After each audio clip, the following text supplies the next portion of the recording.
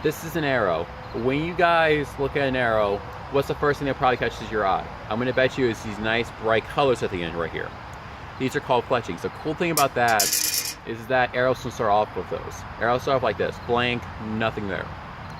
Archers add these to reflect us. So, I want you guys to think about, throughout my speech today, if you had to put color on an arrow to reflect you, what would it be? Color means a lot of different things to different people. It could be a sign of identity, it could be a sign of your personality, it could just reflect the seasons. And that's a really cool thing about it. And that's what today's story is going to be about. How I use color to express myself throughout my life. So if my life up to this point was a book title, it would be From Darkness to Light, How I Hop the Color Spectrum. We're going to start off our story today in a little bit of a bad part of my life. Chapter 1, middle school. Middle school, it means different things to different people. How did you guys like middle school? For me, it wasn't that fun. I was heavily bullied. I would get made fun of all the time because I was so much taller than the other kids. I was a little bit awkward. I just different. I got made fun of a lot. I would go home crying some nights because it seems like everything I did, I would be reprimanded for by the other kids. From the clothes I wore, to the shorts, to the way I talked and what I liked. So when I realized I was gay, when puberty started hitting, I was like, oh God, this isn't good. I'm gonna die. So I started wearing dark colors like this to hide who I was. And I wasn't happy about that, but that's what I did to survive.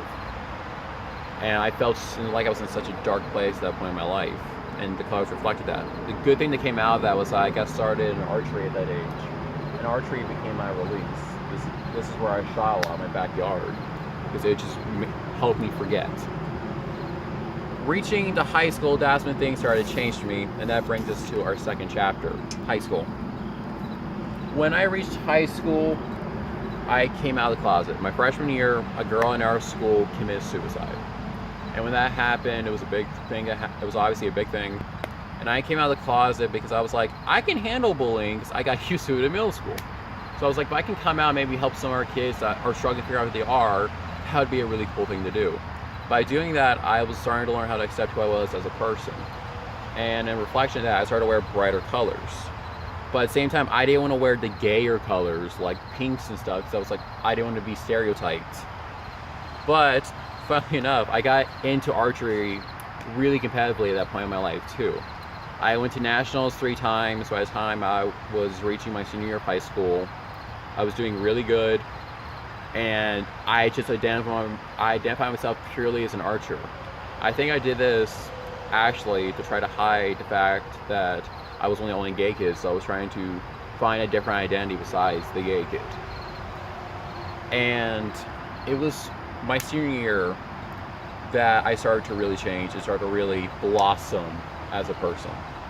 And that reaches our third and final chapter of our story, senior year to the glorious present.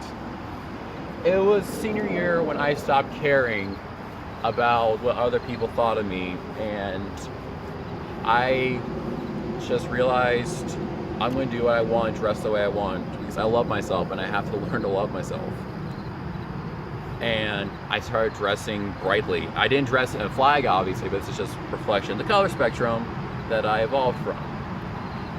And I started to feel happy. I would look at myself in the mirror and I would just smile because I'm like, this is the way I feel. I feel happy, I feel bright, I feel vibrant.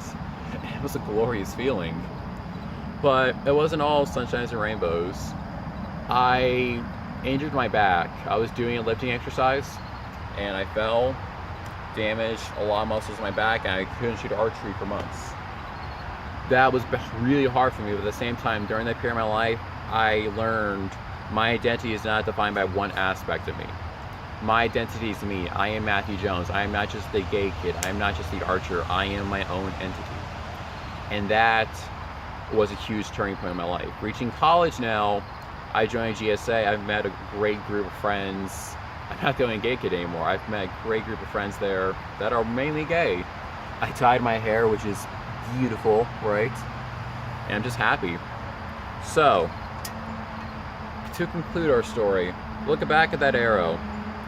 what colors would you say you would choose? My arrow is still developing right now, but it's looking really good as it is.